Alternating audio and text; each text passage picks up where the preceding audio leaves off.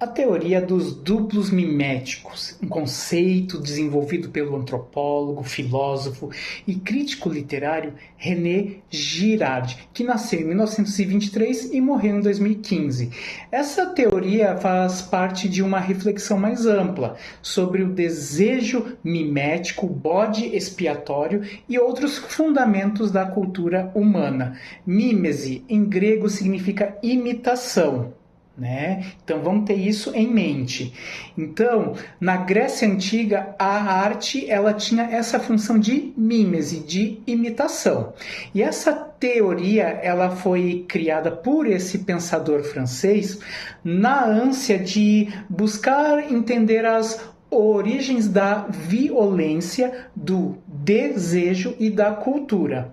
René, então, desenvolveu as suas ideias a partir de uma análise profunda de textos literários, mitológicos e também religiosos, assim como mesclando a psicologia com a antropologia, que são áreas que têm muita coisa afim.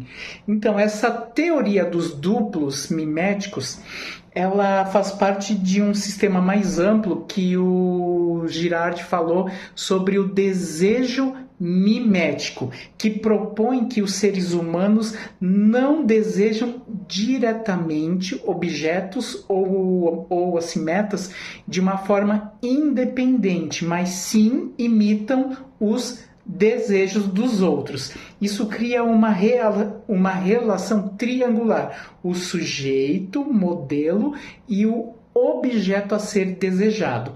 Quando duas ou mais pessoas desejam o mesmo objeto, ocorre a mimetização recíproca, que frequentemente degenera em quê? Em rivalidade e violência. Os duplos miméticos surgem nesse contexto. Duas pessoas ou grupos que inicialmente distintos tornam-se indistinguíveis na medida em que imitam mutuamente os seus comportamentos, os seus ressentimentos e também as suas ações. Vocês estão vendo que coisa interessante, né? Quando as pessoas disputam, elas tendem o quê? A se imitar.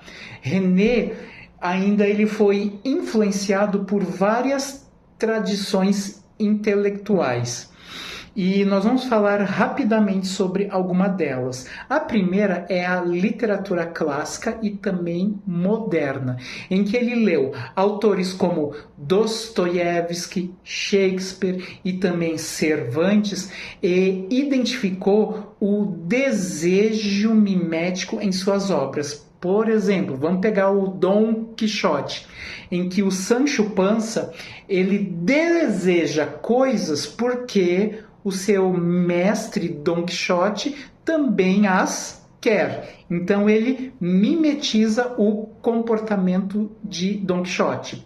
Também nós temos a contribuição da antropologia e da mitologia, como o do sociólogo Emile Durkheim e também James Frazer, que influenciaram seu entendimento sobre os rituais e o papel do sacrifício nas sociedades antigas. Depois eu vou falar disso aí. A psicologia, Freud, no seu famoso complexo de Édipo, ele fornece a base para pensar a rivalidade e os conflitos interpessoais. Também temos o quinhão da religião, que a Bíblia e outros textos religiosos foram fundamentais para esse pensador francês, especialmente na análise de narrativa sobre o bode expiatório e a reconciliação. Então, muitas vezes um comportamento sacerdotal ele tende a ser mimetizado pelo povo, e isso é visto com bons olhos para se distanciar de um outro grupo. Vamos entender melhor. Imagina duas crianças brincando juntas. Uma delas pega o brinquedo e a outra quer imediatamente o mesmo brinquedo. O desejo dessa segunda criança não é pelo brinquedo em si, mas porque ela vê a primeira criança querendo esse brinquedo. Isso gera uma imitação recíproca, que é aquela mimetização recíproca. e aí gera violência. Também em rivalidades históricas ou políticas, como entre gangues ou partidos, cada lado adota comportamentos e estratégias do outro para se defender ou para se superar. No entanto, ao se imitarem mutuamente, tornam-se cada vez mais semelhantes, até que as distinções entre nós e eles desaparecem. Temos uma obra clássica que tem esse duplo mimético, Romeu e Julieta de Shakespeare, em que as famílias Montecchio e Capuleto representam os duplos miméticos.